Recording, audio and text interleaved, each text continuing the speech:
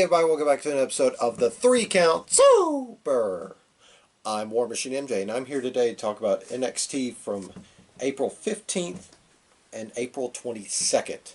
So, just since there was an episode of NXT the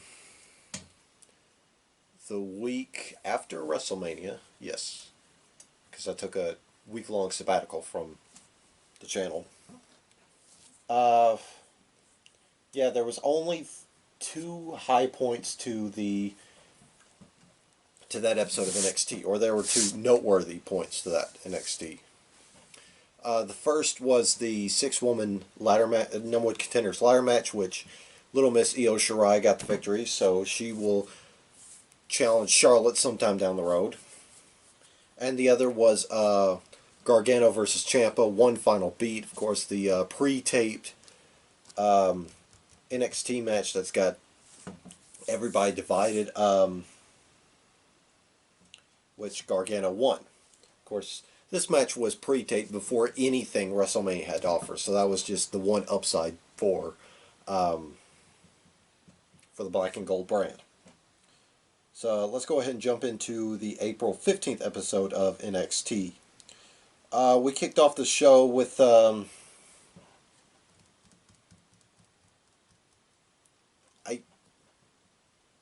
I guess this was just a small touching on this rivalry between Finn Balor and Imperium, but it was Finn Balor taking on Fabian Aichner.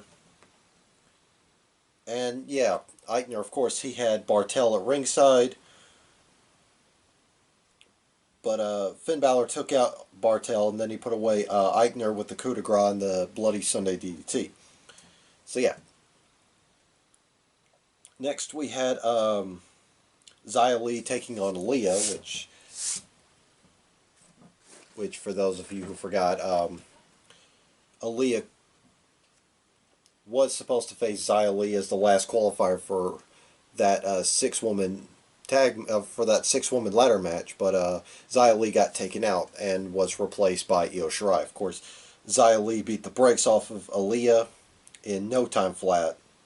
So yeah, there was also, well, the sabbatical week, I forgot to mention it. There was also the announcement of the interim Cruiserweight Championship, since the NXT Cruiserweight Champion Jordan Devlin is on lockdown and can't travel to defend his belt. There will be an NXT Prime, there will be an NXT champion, Cruiserweight champion on American shores, so there's going to be an interim.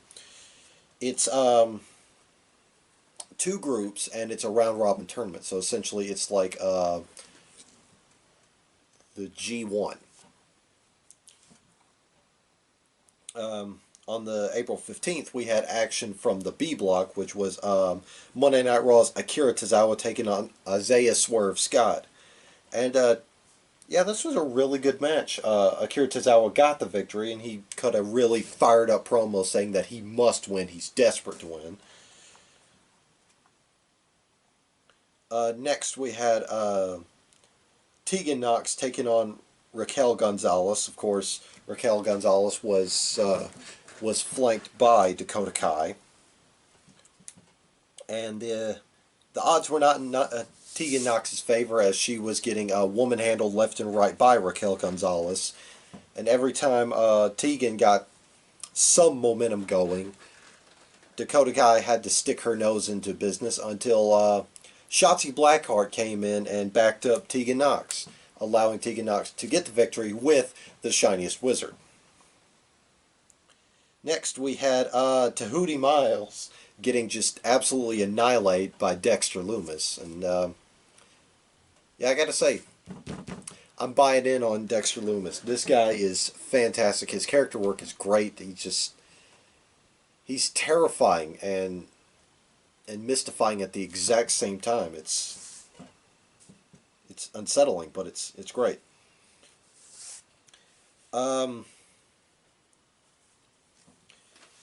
Yeah, next we had a promo from Velveteen Dream after Adam Cole blew him off yet again. Velveteen Dream was running down Adam Cole. Of course, he called Adam Cole arguably the greatest champion of all time. You know, because um, because Adam Cole did break the record of the longest champion. But when Velveteen Dream said that, he got put in the crosshairs by the Prince himself, Finn Balor, who was the former longest reigning NXT champion. But yeah, Finn Balor basically said, "I don't know you, I've never spoken to you, but I already don't like you." And then Velveteen Dream challenged him to a match the following week. Next, in the in the main event, we had the Undisputed Era challenging Matt Riddle and Pete Dunne for the NXT Tag Team Championships. Of course, Pete Dunne was not able to travel to defend um, to help Matt Riddle defend. So he handpicked a partner from his catalog of former opponents and former tag partners, and it was none other than NXT recent signee Timothy Thatcher. Now, in case you don't know who Timothy Thatcher is, he's all substance, no flash. He's hard hitting. He's just a brute. Doesn't worry about the finer aspects of the match. It's just how hard he can knock the shit out of you, and I like it. Him and Matt Riddle gelled pretty well against Roderick Strong and Bobby Fish. Of course, Kyle O'Reilly couldn't make it to the NXT tapings, given that he is. I didn't know this. He's got asthma. I didn't know that. I learn something new every day. But yeah. Timothy Thatcher picked up the victory over Roderick Strong with a Fujiwara armbar, and Roderick Strong tapped out. Afterwards, in a promo they didn't get to show on air because of the following segment, Matt Riddle basically bequeathed Pete Dunne's half of the NXT Tag Team Championships to Thatcher, and Thatcher said, "No, you didn't win the belt with me. I just helped defended it. So you hang on to it. I don't need it." Which, that's awesome. So there's a healthy sign of respect between Matt Riddle and Timothy Thatcher for the time being. And then finally, the last segment was Tommaso Ciampa, basically being the bigger man and saying that, well, Gargano was the better man, despite Gargano employing the services of Candice LeRae to help him win against Ciampa. Out of nowhere, of course, Tommaso Ciampa got beat down by, well, the former Killer Cross, Karrion Kross, which I actually don't mind the name. At first I was like, Karrion, that's kind of weird, but then I realized, or I had heard, that carrion is basically another word for rotting carcass, or carcass, like an animal carcass.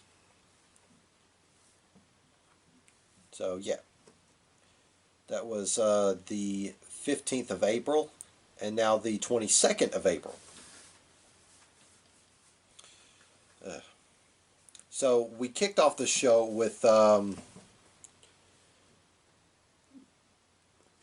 it's supposed to be Velveteen Dream taking on Finn Balor, but before NXT came on air, apparently somebody had attacked Finn Balor and trashed his locker room, so they weren't sure what had happened. So Velveteen Dream came out and basically cut a promo talking about how he was stood up by Finn Balor. Of course, that led the Undisputed Era to come out. And after some jaw-jacking between the Dream and Adam Cole, It turned into a 3-on-1 ambush. Of course, Velveteen Dream was helped out by Keith Lee, and then there was a tag match set up for the end of the night. Jeez, what the hell is up with this page? They were even lazier than I was.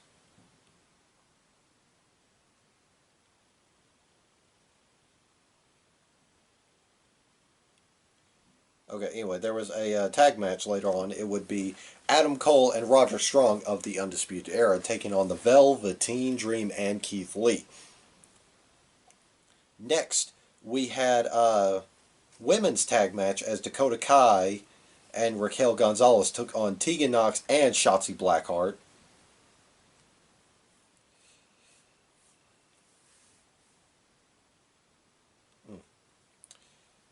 But this was a pretty alright match. Of course, Raquel Gonzalez dominated the whole affair, but Shotzi got her shit in.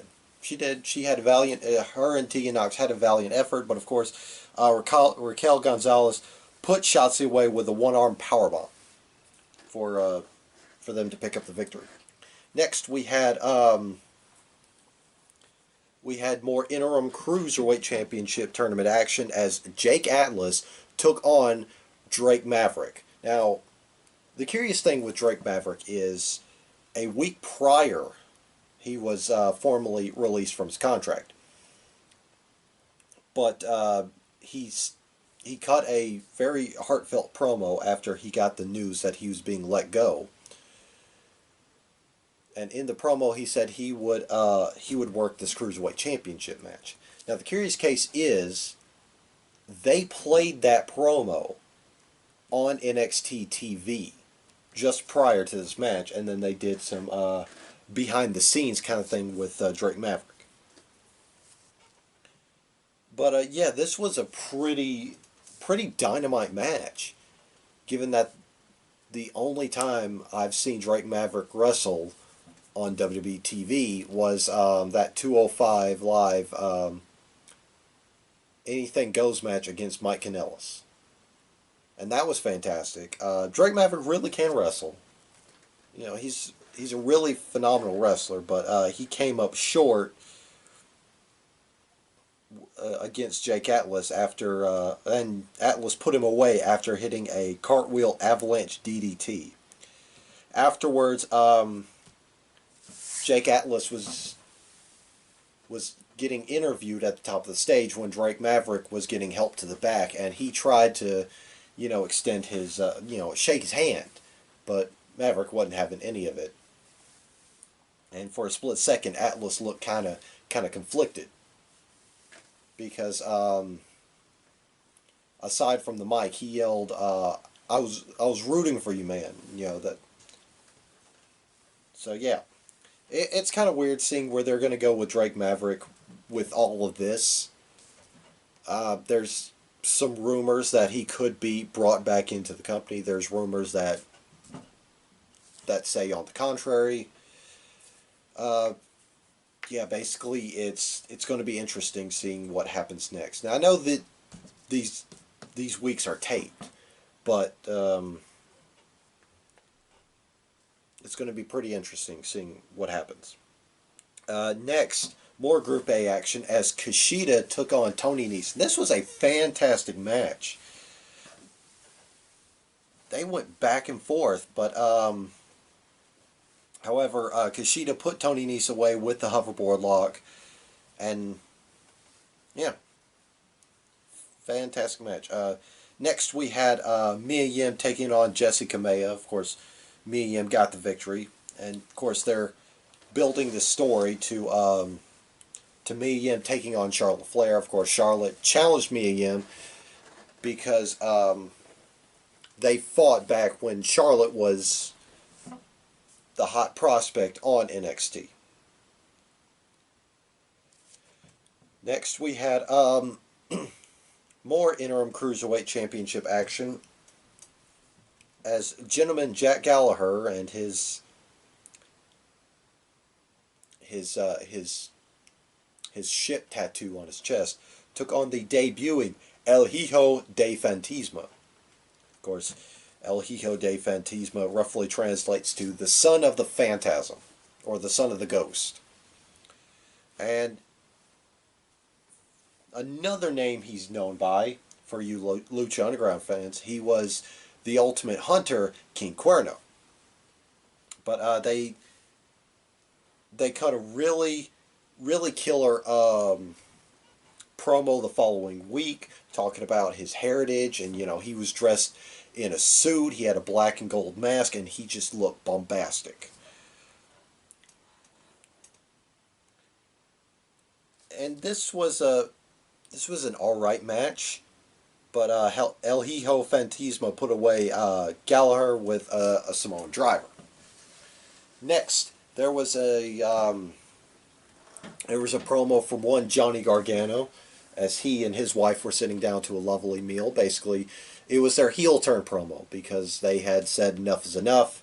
We're tired of being, passed over, overlooked, or having to eat last so that others may eat before them. Enough is enough. It was their little heel turn promo, and the nice little touch to this was, and as gross as it was, the cup Johnny Gargano was wearing in his match against Tommaso Ciampa. It was sitting on the table in just like a little glass thing, looking like a trophy. It's kind of gross. Why'd you put that on your table?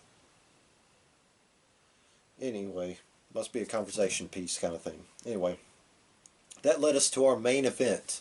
The Velveteen Dream and Keith Lee taking on Roderick Strong and Adam Cole of the Undisputed Era. Of course, Bobby Fish was ringside. The match barely kicked off with just a big scrap between all three members of the Undisputed Era and the Velveteen Dream. Keith Lee got ambushed by Damian Priest, who struck Keith Lee in the throat with his collapsible nightstick. So Velveteen Dream spent a majority of this match in a handicap match, to say the least, until, for whatever reason, Velveteen Dream was assisted by Dexter Lumis, who just kind of wandered his way up to Velveteen Dream's corner, and he helped the Dream for the victory. Of course, allowing Velveteen Dream to put away Adam Cole with the Purple Rainmaker. So yeah, that was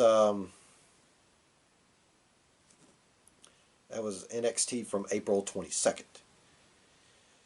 Ooh-wee. Yep. So, that being said, if you missed Rodimus Prime and his opinions, he has a podcast where you don't get to see his face. You're spared from looking at his horribly deformed face. But you get to hear his opinions as he talks about football and wrestling, because nothing else is going on. Go check it out. Prime Talk with Rodimus Prime on the CastBox app. Go check him out. Anyway, that being said, I'm War Machine MJ, the face of the 3 Count Mafia, and I will see you guys next time. Ba-bang.